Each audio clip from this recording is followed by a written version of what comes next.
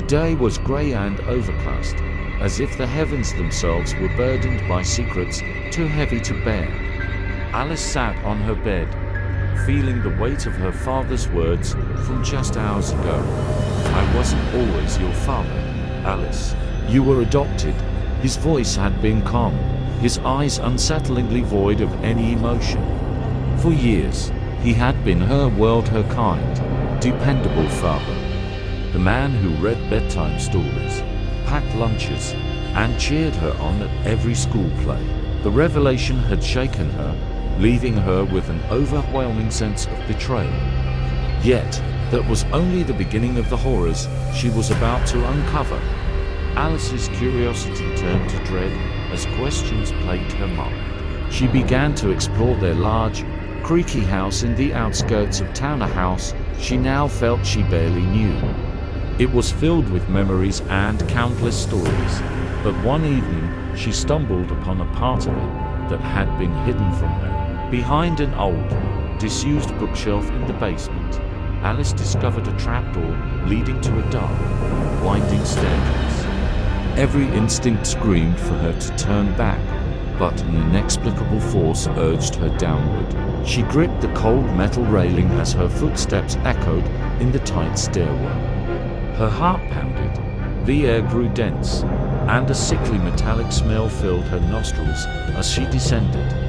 At the bottom of the stairs, Alice's eyes widened in terror. A dimly lit, windowless chamber stretched before her, its walls lined with rusty chains and tools, caked in something dark and dry. Her pulse thundered as she noticed small, dusty belongings, a tiny shoe, a torn teddy bear, a crumpled drawing littering the cold concrete floor. She felt her stomach twist, realization seeping in like ice in her veins. This was not just a room, it was a place of horrors, concealed right beneath her feet. The worst discovery came as she moved further into the chamber. There, in a locked cabinet, she found documents, adoption papers with different names, each one crossed out in red. Each name represented a life, a child her father had once called his own. She flipped through the files, nausea rising, as she saw that each one ended with a meticulous note of disposal and profits. The horror was suffocating. Her loving father had been nothing more than a monster in disguise, using the guise of foster care to lure children in, only to murder them and sell their remains. In shock, she backed away, stumbling over an object on the floor.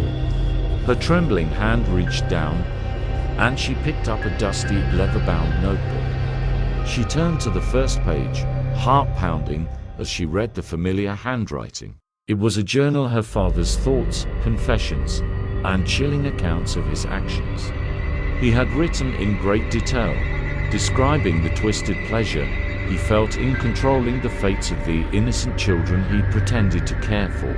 Alice felt a wave of panic rise in her throat as her mind spun.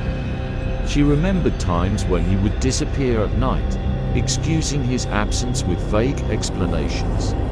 The memory of his cold, distant demeanor on certain days made sinister sense now. He had been hiding a darkness so deep, it tainted every memory she had of him. Her vision blurred with tears as the horrifying truth settled in. She was one of the few who had survived his foster care. But why? What made her different? She realized with chilling clarity that she was only alive because he had chosen to keep her. Perhaps he had intended for her to be his final masterpiece of manipulation, a child who never questioned, who believed his lies. Alice's terror turned to fury. She knew she had to escape, but as she took a step back, she heard the familiar sound of the creaking stairs. She froze, clutching the notebook to her chest, as her father descended, his face unreadable in the dim light. He looked at her with a calm that was as terrifying as the chamber itself. "I see you found my little secret," he said, voice low and devoid of remorse. He took a step closer, his cold eyes locking onto hers. "You were never supposed to see this." Alice could barely breathe. Her mind raced, heart hammering in her chest as she calculated her next move. She forced herself to speak, her voice trembling. "Why, Dad? Why would you do this?"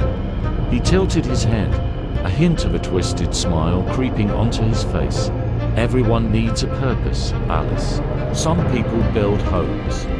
Others save lives. I found value in life and in death." A wave of nausea hit her as he stepped closer, closing the distance between them. In that moment, she knew she had no choice but to act. She threw the notebook at him, distracting him for a split second, and bolted toward the staircase. She sprinted up the narrow stairs, hearing his footsteps thundering behind her, each one sending jolts of terror through her spine. She burst into the main part of the house and locked the basement door behind her, her hands shaking as she searched for her phone. She dialed 911 with frantic hands, gasping for breath as she explained the horrors she had discovered. The police arrived minutes later, but to Alice, each second felt like a lifetime. As officers stormed the house, Alice's father simply watched with an unsettling calmness, surrendering without resistance. She could feel his eyes on her, a silent reminder that he had controlled her life, shaping her into someone who would never truly escape his influence. The memories, now forever tainted, haunted her. After his arrest, Alice tried to move on, but every dark corner, every strange noise reminded her of the hidden chamber and the secrets she had unearthed. She realized that her father's monstrosity had seeped into her very being, leaving her forever marked by the shadows beneath.